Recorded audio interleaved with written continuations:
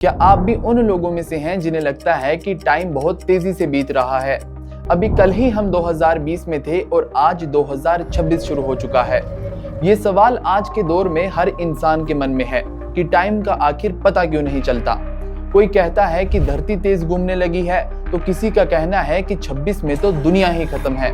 26 में तो दुनिया खत्म है। हाँ। आज की इस वीडियो में आपको टाइम के रिलेटेड हर सवाल का जवाब मिलेगा कि टाइम का आखिर पता क्यों नहीं चलता, टाइम पहले आहिस्ता चलता था या अब तेज चलने लगा है। इन सब सवालों के जवाब आइए जानते हैं आज की इस वीडियो में।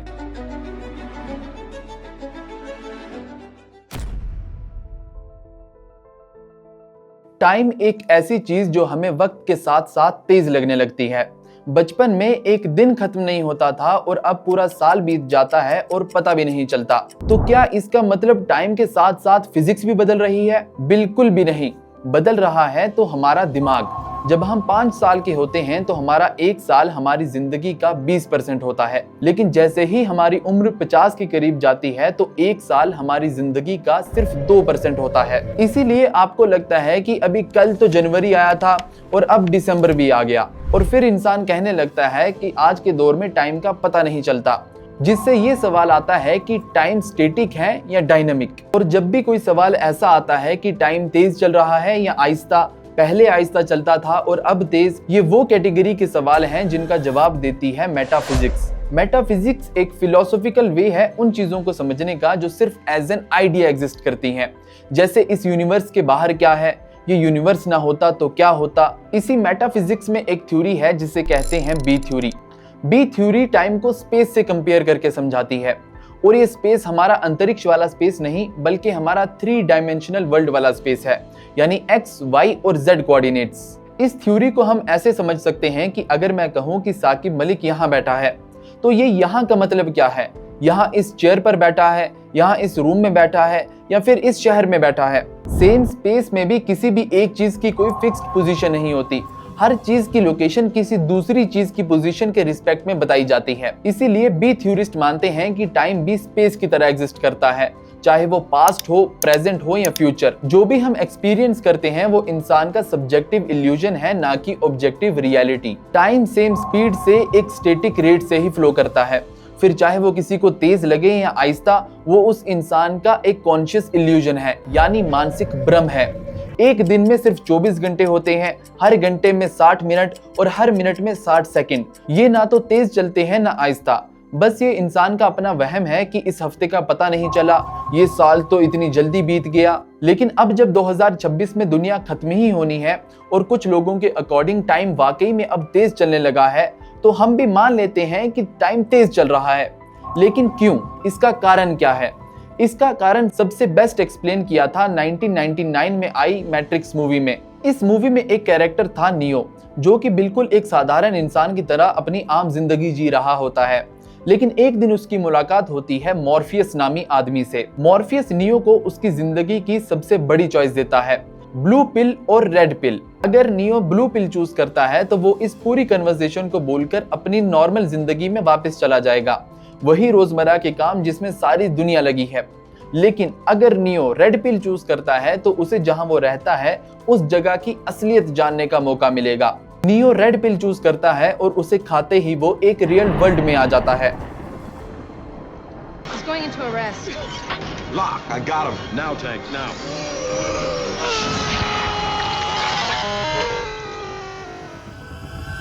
साल 2199।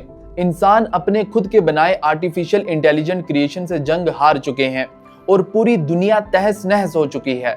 इंसानों ने एआई बनाया था ताकि उनका काम आसान हो सके, लेकिन उल्टा मशीन्स ने अपने राइट्स मांगना शुरू कर दिए और बगावत कर दी। तो फिर इंसानों ने उन्हें खत्म करने की कोशिश की, जिससे एक फुल स्केल वॉर शुरू हो गई। और इसीलिए इन्हीं इंसानों को उन्हीं के दिमाग का कैदी बनाने के लिए बनाई गई मैट्रिक्स, जो कि एक सिमुलेटेड रियलिटी है, यानी कि एक ऐसी नकली दुनिया जो इतनी असली लगे कि एक इंसान असली और नकली में फर्क न कर पाए। और इस मैट्रिक्स को हम हमारी आज की जिंदगी में हर जगह देख सकते हैं। लोग कहते हैं कि टाइम का पता नहीं चलता।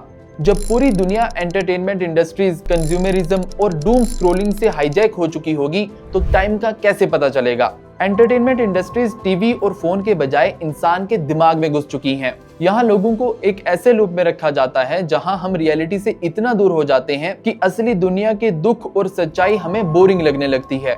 फिर आता है कंज्यूमरिज्म, एक ऐसी सोच जिसे लगता है कि हम जितना ज्यादा सामान खरीदेंगे उतने ही खुश और सक्सेसफुल दिखेंगे। मैट्रिक्स मूवी में मशीन्स को इंसानों के जिस्म से बिजली चाहिए थी और इस सिस्टम को हमारा पैसा और अटेंशन चाहिए। मैं क्या हूं ये मेरे कैरेक्टर से नहीं बल्कि मैंने कौन से ब्रांड के कपड़े पहने हैं और कौन सा फोन यूज करता हूं इससे तय होता है। सोसाइटी सिर्फ इसके पीछे लगी है कि नया फोन लेना है, नया पर्स लेना है, यानी सिर्फ मटेरियलिस्टिक चीजों के पीछे, जिसकी वजह से हम रियल वर्ल्ड से डिटैच हो जाते हैं और हमें ऐसा लगता है कि टाइम बहुत तेजी से बीत रहा है। जब तक हम रियल वर्ल्ड के रियल एक्सपीरियंसेस, रियल रिलेशनशिप्स और रियल अकम्प्लिशमेंट्स को टाइम नहीं देंगे और सिर्फ एस्केपिज्म की ब्लू पिल को लेते रहेंगे तो टाइम का कैसे पता चलेगा। आप इसे देखिए, ये है बेसल गैंग्लिया और सब्सटेंशिया नाइग्रा। ये हमारी पूरी बॉडी की बायोलॉजिकल स्टॉप वॉच है, यानी हमारी बॉडी के टाइमिंग और एक्शंस को मैनेज करती है। अब जब भी हम कोई हाई डोपामिन एक्टिविटी करते हैं जैसे टीवी देखना, म्यूजिक सुनना या फोन चलाना, उस टाइम पर हम अपनी इस बायोलॉजिकल स्टॉप वॉच पर ध्यान नहीं देते, क्योंकि उस टाइम पर हमारी पूरी एनर्जी और फोकस इन रिवॉर्डिंग एक्टिविटीज की तरफ डाइवर्टेड होती है और इन एक्टिविटीज की वजह से हमारी बॉडी को एक अलग सा सेल्फ प्लेजर मिलता है। सोशल मीडिया प्लेटफॉर्म्स हमेशा आपके अंदर क्यूरियोसिटी डेवलप करते हैं। आपको स्क्रॉलिंग के टाइम हर एक रील एक नए रेशो में मिलेगी। कभी लैंडस्केप रेशो को हटाकर फुल पोर्ट्रेट कर देंगे तो कभी उसे हटाकर स्क्वायर शेप में ले आएंगे। आप जब भी अपनी फीड को रिफ्रेश करते हो या रील को स्क्रॉल करते हो तो आपको ये नहीं मालूम होता कि अगली रील कौन सी आएगी या किस बैकग्राउंड म्यूजिक के साथ आएगी, और रील ही आएगी या कोई ऐड आएगी ये भी कोई नहीं बता सकता। जिससे होता यह है कि एक अनप्रेडिक्टेबिलिटी बनी रहती है जो हमारा डोपामिन सिस्टम हाई स्टेट में रखती है। और ये हमारे डोपामिन सिस्टम को हाई स्टेट में रखती कैसे है उसे समझते हैं। सबसे पहला तरीका है फ्लो स्टेट हाईजैकिंग। स्क्रीन एक यूजर को पूरा कैप्चर कर देती है, फिर उस इंसान को ये नहीं मालूम होता कि उसे भूख लगी है, प्यास लगी है या उसे कितने घंटे हो चुके हैं फोन चलाते हुए। दूसरा है मेमोरी फ्रेगमेंटेशन।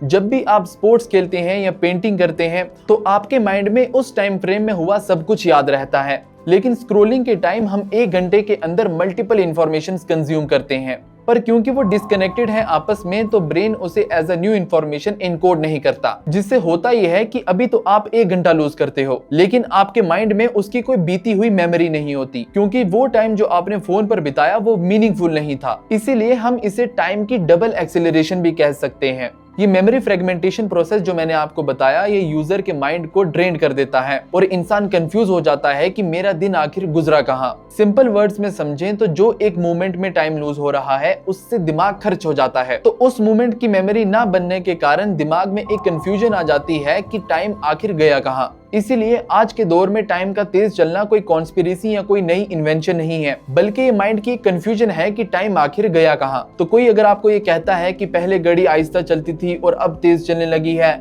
धरती तेज घूमने लगी है या 26 में तो दुनिया ही खत्म है, तो ये कोई लॉजिकल बातें नहीं बल्कि अपनी आप को एक झूठी तसल्ली देने का तरीका है कि जो हमें हमारे टाइम के बारे में पता नहीं चलता उसका हमारे फोन चलाने से या हमारे प्रोक्रेस्टिनेट करने से कोई रिलेशन नहीं, बल्कि ये घड़ी है जो तेज चलने लगी है।